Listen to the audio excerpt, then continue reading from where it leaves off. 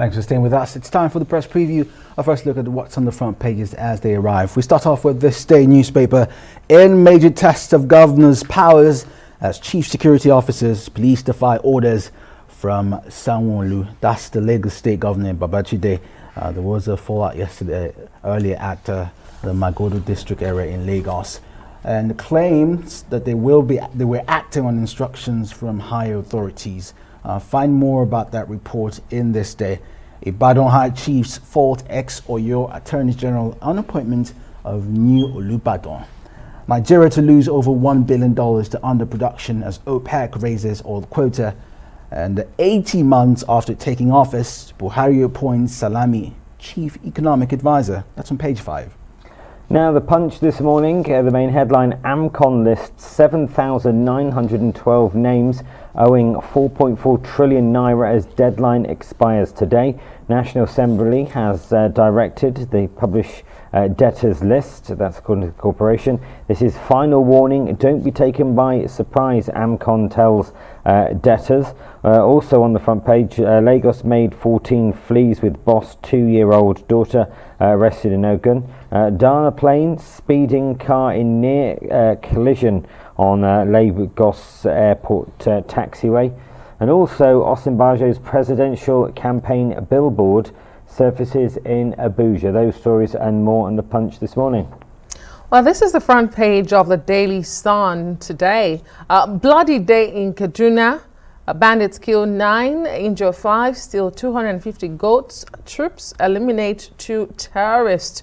2022 INEC issues notice for Ekiti governorship election. Another bold headline there, APC convention, governors, party leaders divided over February date. One last headline here. FG, that's the federal government, Malami under fire over failure to designate bandits as terrorists. A busy front page for the Daily Sun this morning. Yeah, very similar to the Punch. The Nation, the federal government set to gazette order classifying gunmen terrorists. El Rufai, carpet bombing of forests will end banditry. That's the governor in the northwestern Kaduna state speaking. And Ibadan kingmakers meet today over succession. INEC, that's the electoral body, releases timetable for Ekiti governorship poll. And Doyin Salami is President Buhari's chief economic advisor. Let's have a look at the international papers now. The Times, judge deals blow to Andrew's hopes of dismissing sex claim. Also, Prime Minister says we can ride this out without new COVID curves. Daily infections hit a record high of 218,000 in the UK, and electric car travels length of Britain on single charge. Well, The Guardian is leading with Prime Minister Boris Johnson admitting that the NHS is under huge pressure, but is insisting England can ride out its biggest ever COVID wave. In the newspaper, daily tests for key workers as Prime Minister sticks with Plan B. The Independent this morning, patient care warning as Johnson sticks to Plan B. Hospitals on war footing as cases up top 200,000 for first time. And also, will Silicon Valley learn from Theranos? Daily Express goes with this headline, no shutdown, Boris, we can ride out Omicron surge. And this one here, the picture of the Duke of York. Duke's hope of striking out sex case hanging by thread. See page 5. Well, for the press preview, let's bring in Emmanuel Bello this morning. Good morning to you, Emmanuel. Good to see you as always.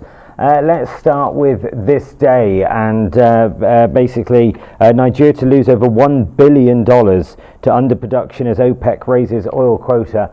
Yesterday, when the OPEC press releases came out, it was almost seen as very good news for all concerned, but looking in the detail overnight, clearly not good news for Nigeria.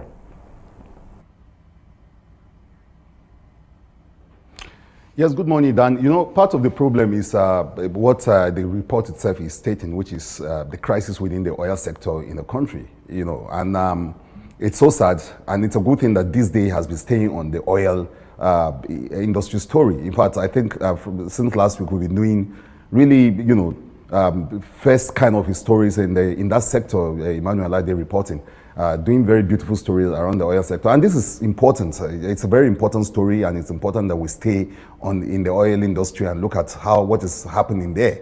And there seems to be almost a daily update on what's happening in that sector.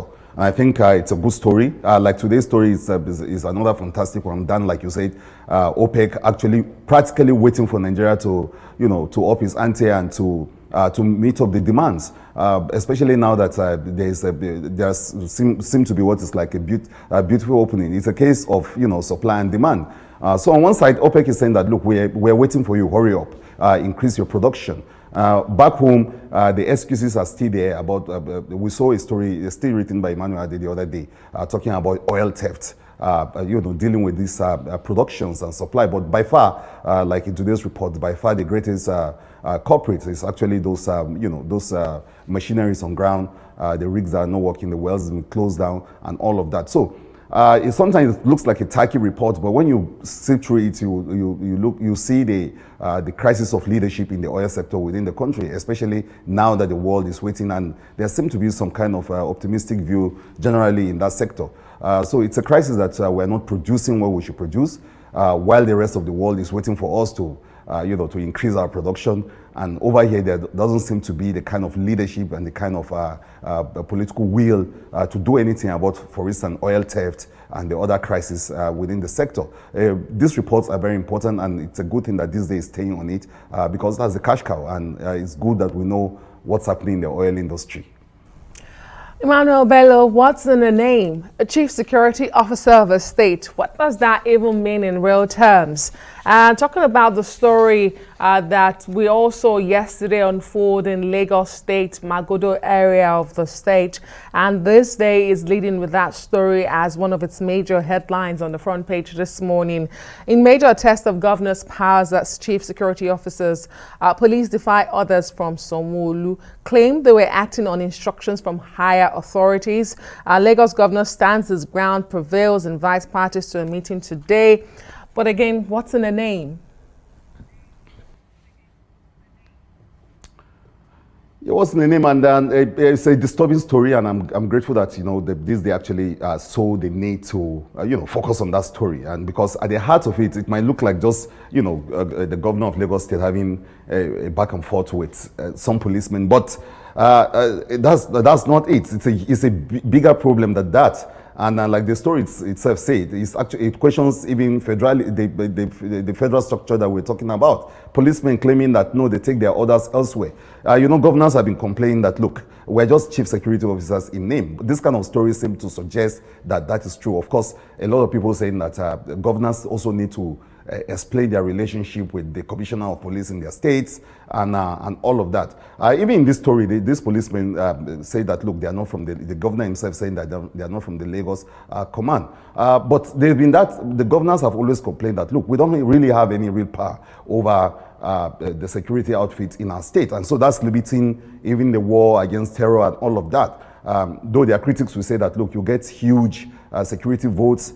And when you need to walk against your opponent, you still use the same policemen to do the same thing. So how really helpless are you? But you hear that again and again from the governors that, look, we're helpless. I just want, like you said, that it's just a name. They are not the chief security officer. These policemen take their orders elsewhere. And some of them have actually even called for greater control of the police, talking about state police and all of that. A story like this, by this day, seem to feed into that narrative and suggest that yes, there's some form of weakness in the system, and that the governors are true. It's quite embarrassing that the governor of a state will be told, point blank, that look, we don't take orders from you.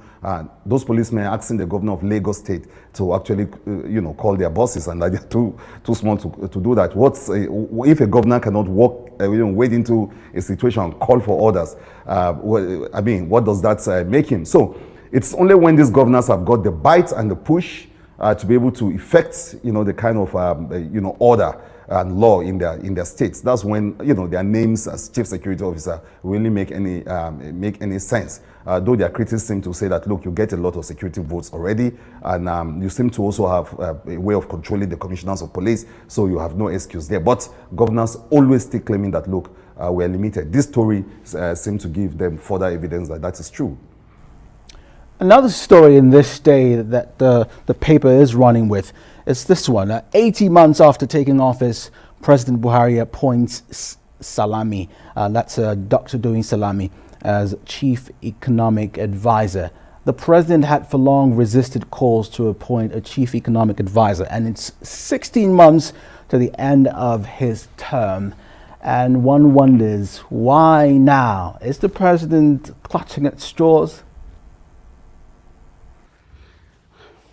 Well, I think it's crunch time for this president, and he realizes he sees the need now, to do everything. I mean, he has got, like you say, 16 months. It used to be 17, now it's 16.